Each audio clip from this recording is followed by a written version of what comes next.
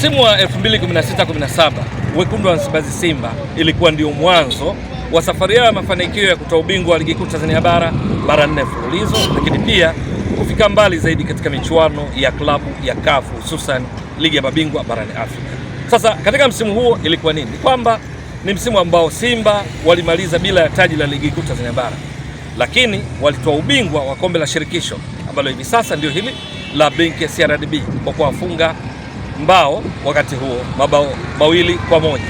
Ni msimu ambao katika ligi wao na watani zao jadi Yanga walimaliza wote wakiwa na pointi 68 kila moja, lakini Simba akazidiwa kwa tofauti ya mabao ya kufunga na kuruhusu kwa mujibu wa kanuni za ligi kuu Tanzania bara kwa msimu huu. Ni kwa sababu mwisho wa msimu Simba walifunga mabao 50, waliruhusu mabao 17. Yanga walifunga mabao 57, waliruhusu mabao 14. Kwa hiyo tofauti ya mabao ya kufunga na kuruhusu, tunasema goal difference, Yanga walikuwa vizuri zaidi, wakatoa ubingwa katika msimu wa 2016-17, huku Simba wakitoa taji la kombe la shirikisho kwa msimu huu. Sasa baada ya hapo nini kilifuata? Misimu 4 mfululizo Simba walitoa ubingwa wa ligi kuu Tanzania bara, kwa maana ya msimu wa 2017-18 Simba wakatoa ubingwa wa ligi kuu Tanzania bara, 18-19 wakatoa, 19-20 wakatoa, 20-21, misimu 4 mfululizo.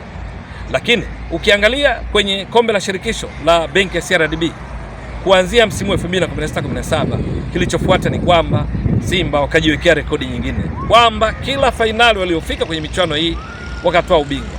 Msimu huo wa 2016-17 baada ya kuwafunga Mbao mabao 2-1, 2019-2020 Simba wakatoa tena taji la kombe la shirikisho, safari hii wakiwafunga Namungo mabao 2-0.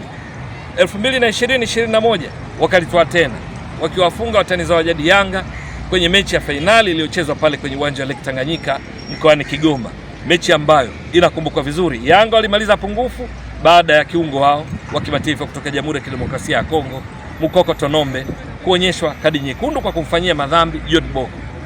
Simba walishinda 1-0 wakalitoa taji. Na sasa fainali nyingine ya kombe la shirikisho kule visiwani Pemba katika uwanja wa Gombani, Simba wanashinda 1-0 dhidi ya Azam na kulitoa taji la kombe la shirikisho katika msimu huu. Sasa labda la kujiuliza ni kwamba je, kwa hiki ambacho Simba wamekionyesha, je, wataendeleza kile walichokifanya katika msimu wa 2016-17 wakati walipotoa taji hili bila kutoa taji la ligi kuu halafu wakalitoa mara 4 mfululizo? Hilo ni swala la kusubiri na kuona, na ni jambo kubwa kwa sababu tayari baadhi ya viongozi wa Simba akiwamo mwenyekiti wao wa bodi, tunazungumzia hapa Crescentius Magori, ameshaeleza kwamba ushindi huu waliopata Simba dhidi ya Azam wa kombe la shirikisho la benki ya CRDB ni mwanzo wa habari nzito zaidi za juu ya mataji zaidi katika misimu inayofuata. Kwa maana kwamba je, 2026-27 mnyama Simba atatoa tena taji la ligi kuu Tanzania bara na kisha kutoa tena na tena na tena kwa misimu 4 mfululizo kama walivyofanya baada ya kulitoa taji hili msimu wa 2016-17 ambao hawakutoa taji la ligi kuu Tanzania bara na kuwa ndio mwanzo wa mafanikio? Hilo ni swala la kusubiri na kuona, kwa sababu ikiwa hivyo ni dhahiri kwamba ufuatiliaji wa mpira wa miguu hususan wa ligi kuu Tanzania bara na michuano mingine ya mpira wa miguu nchini wataenjoy sana. Ni kwa sababu ni katika misimu ambayo Simba ikiimarika zaidi, maana yake wao na wapinzani wao wa jadi Yanga na timu nyingine Azam, Singida Black Stars watakuwa wakichuana vilivyo na matokeo yake kuleta burudani kwa watazamaji. Ni kwa sababu tunafahamu Simba imejiimarisha zaidi hivi karibuni.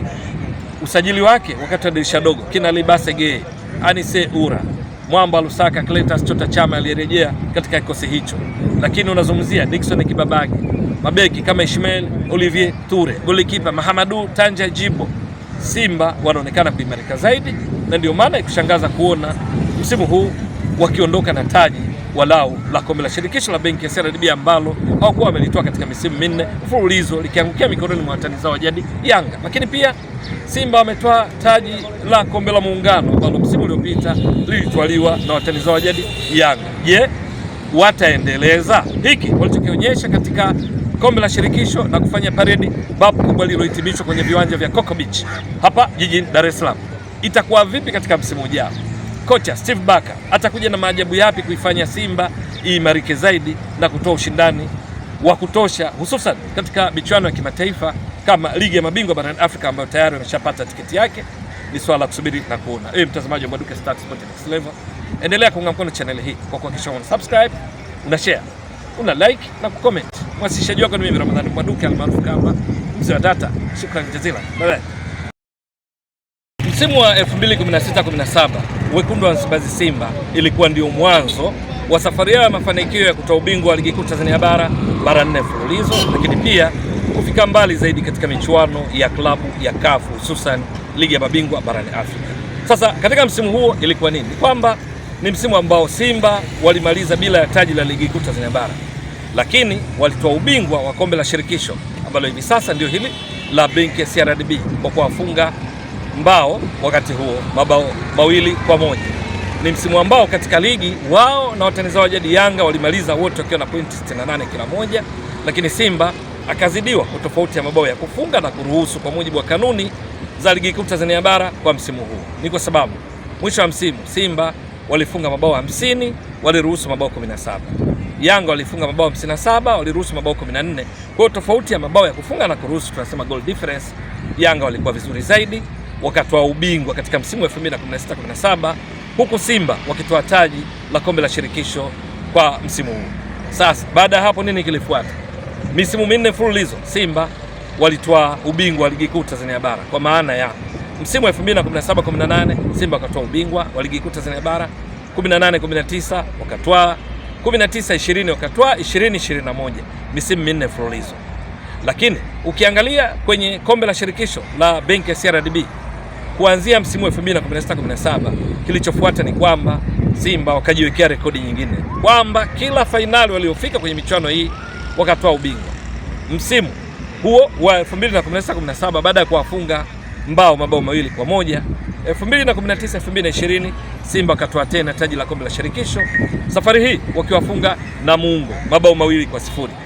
2020-2021 wakalitoa tena wakiwafunga watani zao jadi Yanga kwenye mechi ya fainali iliyochezwa pale kwenye uwanja wa Lake Tanganyika mkoani Kigoma, mechi ambayo inakumbukwa vizuri. Yanga walimaliza pungufu baada ya kiungo wao wa kimataifa kutoka Jamhuri ya Kidemokrasia ya Kongo Mukoko Tonombe kuonyeshwa kadi nyekundu kwa kumfanyia madhambi John Boko.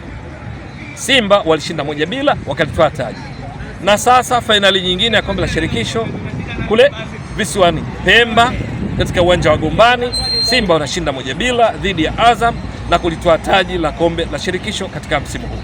Sasa labda la kujiuliza ni kwamba je, kwa hiki ambacho Simba wamekionyesha, je, wataendeleza kile walichokifanya katika msimu wa 2016-17 wakati walipotoa taji hili bila kutoa taji la ligi kuu, halafu wakalitoa mara 4 mfululizo? Hilo ni swala la kusubiri na kuona, na ni jambo kubwa kwa sababu tayari baadhi ya viongozi wa Simba akiwamo mwenyekiti wao wa bodi, tunazungumzia hapa Crescentius Magori, ameshaeleza kwamba ushindi huu waliopata Simba dhidi ya Azam wa kombe la shirikisho la benki ya CRDB ni mwanzo wa habari nzito zaidi za juu ya mataji zaidi katika misimu inayofuata. Kwa maana kwamba je, 2026-27 mnyama Simba atatoa tena taji la ligi kuu Tanzania bara